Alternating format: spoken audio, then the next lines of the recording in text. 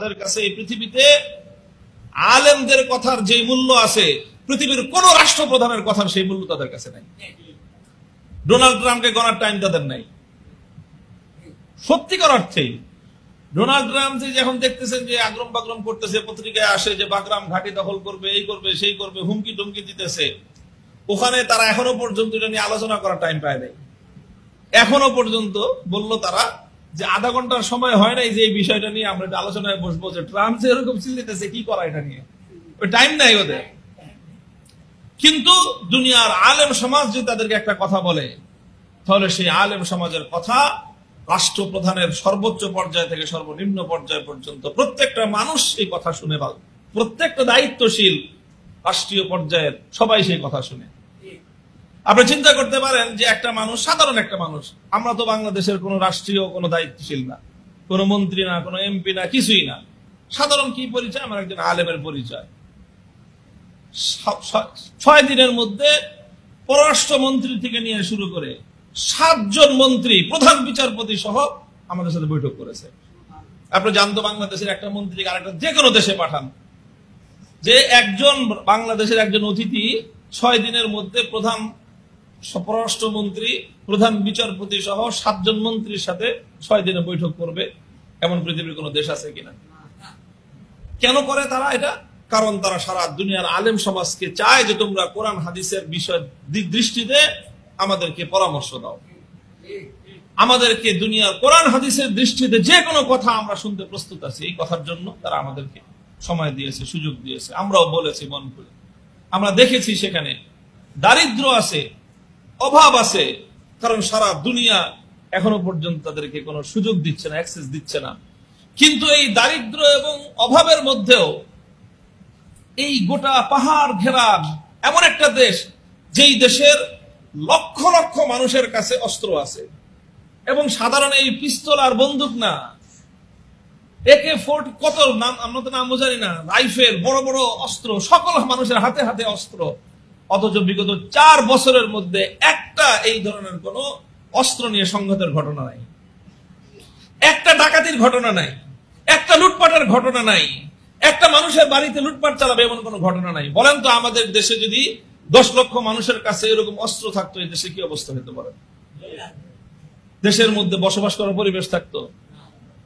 কোরআনী শাসন মানুষকে এমন ভাবে সেখানে নিরাপত্তা প্রতিষ্ঠিত করেছে, রাত 2টা, 3টা, 4টার সময় এক প্রান্ত থেকে পাহাড়ি রাস্তা, আমরা এক এলাকায় গেলাম, একেবারে প্রায় 500 কিলোমিটার দূরত্বের অবস্থা কাবুল থেকে, 500 কিলোমিটার, রাত 8টার সময় রওনা করছে, আস্তে আস্তে রাত 2টা বাজছে, পাহাড় আর পাহাড়, পাহাড় আর পাহাড়, পাহাড়ের ভিতর দিয়ে আসলাম।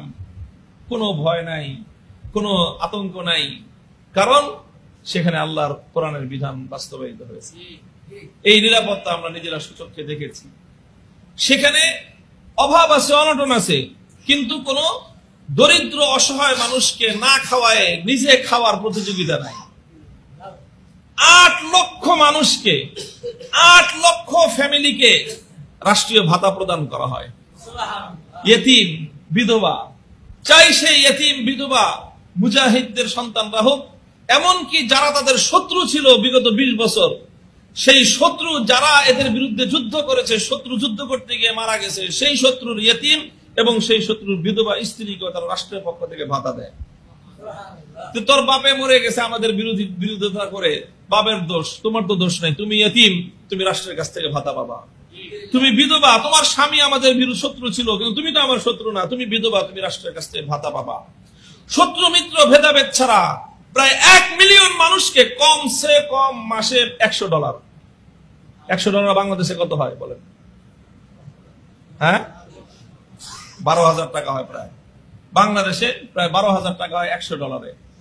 ওখানকার মুদ্রার দাম অনেক বেশি আমাদের চেয়ে, ওখানকার মুদ্রার দামে $100 5,000 টাকার কিছু বেশি হয়। কমসে কম $100, বেশি আরো $200-300 পর্যন্ত। এবার হিসাব করে দেখেন যে 1 মিলিয়ন মানুষকে যদি প্রতি মাসে মিনিমাম $100 করে দেওয়া লাগে, তাহলে কত টাকা খরচ হয় হিসাব করে দেখেন। পৃথিবীতে এত বড় বড় অনেক অর্থনৈতিকভাবে সমৃদ্ধ জাতি রাষ্ট্র আছে, কারো পক্ষে এটা কি সম্ভব যে এরকম $100 করে এরকম 1 মিলিয়ন মানুষকে সহযোগিতা দেবে, বিধবা এবং এতিমদেরকে? আল্লাহ পাক রব্বুল আলামিন এই সবই দিয়েছেন আল্লাহর কোরআনের বরকতে, ইসলামী শাসন ব্যবস্থার বরকতে।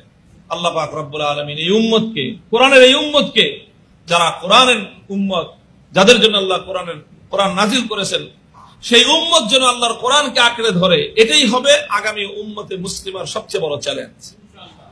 এবং ইনশাআল্লাহ গোটা উম্মতে মুসলিমা অদূর ভবিষ্যতে ঐক্যবদ্ধ হয়ে আল্লাহর কোরআনের রজ্জুকে আঁকড়ে ধরবে। এই শক্তিকে রোধ করার ক্ষমতা পৃথিবীর কারো নাই। পৃথিবীর বিভিন্ন প্রান্ত থেকে মুক্তি পাগল মানুষেরা আল্লাহর কোরআনকে যখন ঐক্যবদ্ধভাবে আঁকড়ে ধরবে, পৃথিবীর সমস্ত শক্তি ইসলামী শক্তির সামনে পদানত হবে ইনশাআল্লাহ। সেই দিন ইনশাআল্লাহ অতি সন্নিকটে। আল্লাহ পাক রব্বুল আলামিন আমাদেরকেও সেই দিন দেখার তৌফিক দান করেন, যখন এই গোটা উম্মাহ আল্লাহর কোরআনের সোনালী শাসন ব্যবস্থায়, কোরআনের শান্তির সামিয়ানার নিচে সারা দুনিয়ার মানুষকে শান্তির সুখ উপহার দিতে পারবে। ওয়া আখিরু দাওয়ানা আলহামদুলিল্লাহি রাব্বিল আলামিন। আসসালামু আলাইকুম ওয়া রাহমাতুল্লাহ।